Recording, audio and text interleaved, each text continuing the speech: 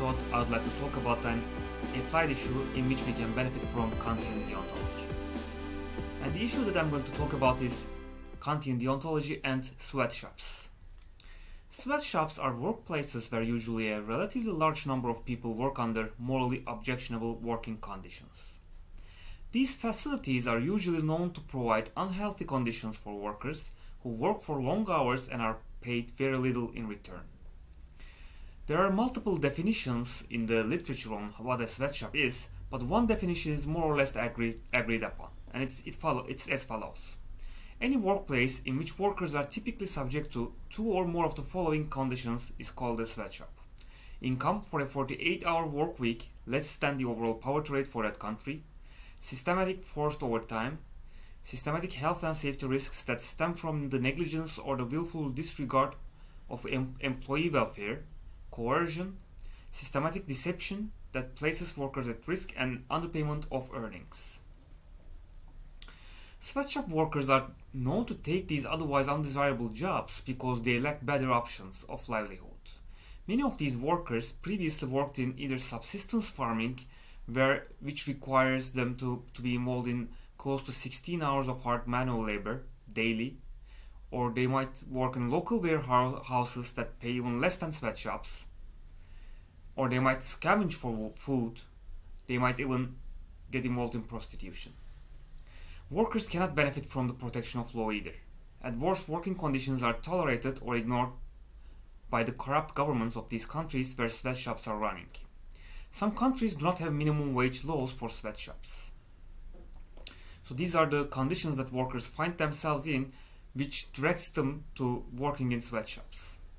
Let's come back to the formula of humanity, which is Kant's second formula of categorical imperative, and try to understand what it might have to tell us about sweatshops. So this is how the second formulation of Kantian categorical imperative reads. So act that you use humanity, whether in your own person or in the person of any other, always at the same time as an end, never merely as a means. The main idea here is that we should never treat people as a mere means and always treat them also as ends. Think of examples where we treat someone as mere means. Exploitation, manipulation could be two such examples. In these examples, you use people as if they were tools to accomplish your goals. Let's talk about Kant and human dignity and try to understand the relationship of this second formulation to the idea of human dignity. Kant argues that human beings are rational and free, and thus they can govern their own behaviors. Governing their own behaviors makes them capable of moral action, or acting with moral concern. If they are capable of moral action, this entails that they are responsible for the things they do and they refrain from doing.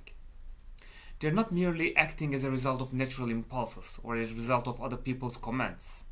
They give themselves their own rules. They are autonomous in that sense.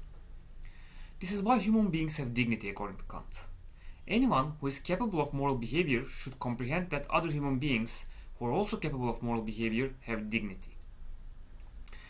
Now, another concept that's relevant with our issue is freedom. Actually, in particular, Kantian freedom. When someone is not prevented from acting in a certain way, we call them free. They are free to do X unless someone or something prevents them from doing X. This is the regular understanding of negative freedom. Kant argues that freedom is more than merely being able to do certain things. He thinks freedom consists in giving rules to oneself according to which one acts. So free actions for Kant are not those that do not face any obstacles. It's more than that. They are the actions that are caused by certain rules. This is called positive freedom, according to Kant. We have the capacity to act with dignity when we use our positive freedom. Our negative freedom does not show our dignity. We could also be following our inclinations when we are negatively free, and following inclinations is not a sign of dignity, according to Kant. Positive freedom and dignity are connected over the idea of giving rules to oneself. And these are not any random rules.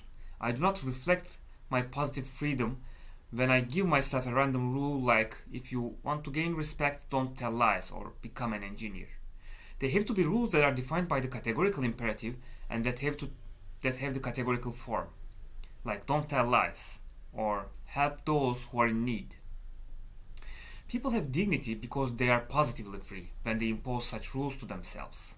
And this is why Kant argues we are not supposed to treat human beings as mere means, but always as ends in themselves. So let me tell you more about what it means to treat someone as a mere means. Treating someone at the same time as an end, never merely as a means, was the sentence that Kant was using.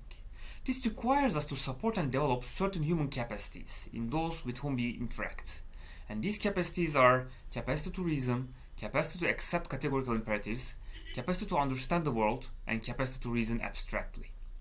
We also have a duty to be concerned with the physical and moral well-being of people with whom we interact.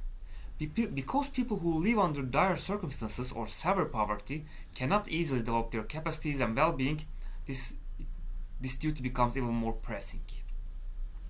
So what's the implication of Kantian deontology for sweatshops? Sweatshops most of the time are not direct branches of big brand names. These big brand names are run by multinational enterprises. These multinational enterprises work with subcontractors, which are usually local production facilities that we call sweatshops. These multinational enterprises are direct stakeholders in the global production chain that use sweatshops. The managers or decision makers of these sweatshops have a duty to treat sweatshop workers as ends. And treating sweatshop workers as ends includes supporting and developing their certain human capacities. So let me be more particular about the duties for multinational enterprises towards workers in their sweatshops. Multinational enterprise managers have a duty to ensure that managers of their subcontractors, that's sweatshop managers, respect their workers.